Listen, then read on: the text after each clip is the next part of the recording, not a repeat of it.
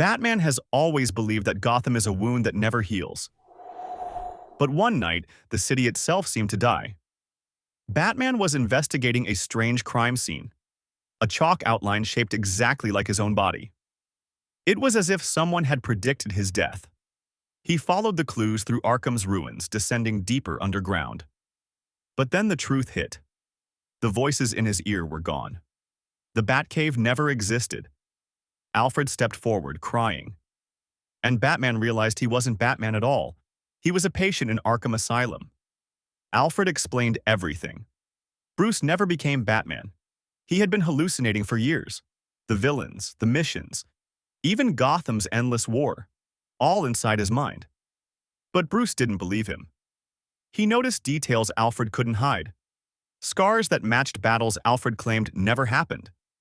And outside the window, lightning flashed. Too real to be imagined. Bruce stole a key and escaped his cell. He broke into a restricted room and found something impossible. His own body. The real Bruce Wayne, decades older, lying dead. The younger Bruce realized he wasn't human at all.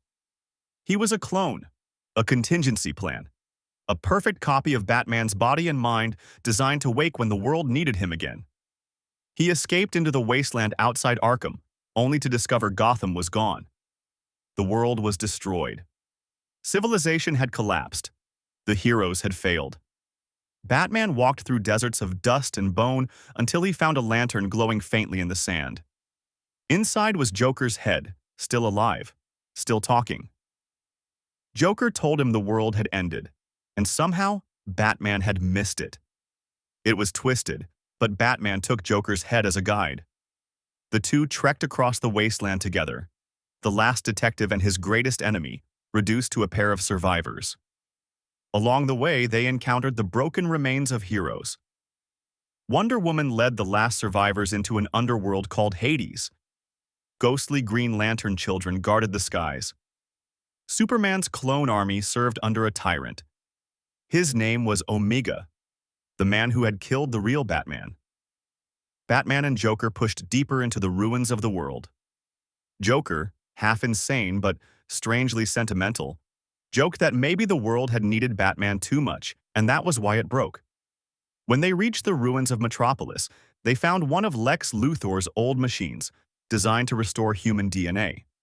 Batman activated it, but instead of restoring humanity, it brought forth the last survivors of Superman's bloodline. They told him the truth.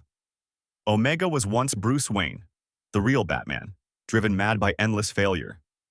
He had killed the Joker, abandoned his code, and enslaved the world. The clone now understood his purpose. He wasn't meant to replace Batman. He was meant to stop him. Batman infiltrated Gotham, now a blackened city ruled by Omega's army. He moved like a ghost through the ruins, taking down soldiers who wore his own symbol, twisted into a mark of tyranny. Finally, he reached Omega's throne.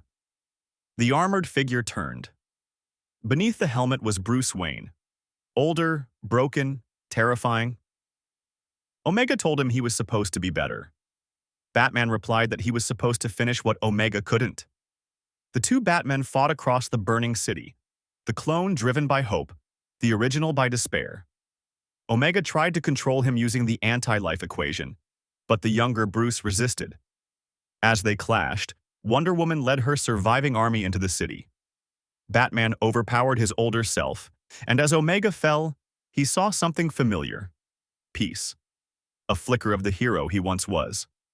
His final words were, "Don't let them forget what we stood for." The clone Batman knelt beside his fallen predecessor. The city burned, but light glowed on the horizon. He buried Omega beneath the ruins of Gotham.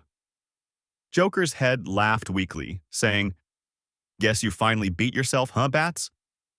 Batman didn't answer. The world may end. The heroes may fall. But as long as there's one man still standing in the dark, Batman will always rise again.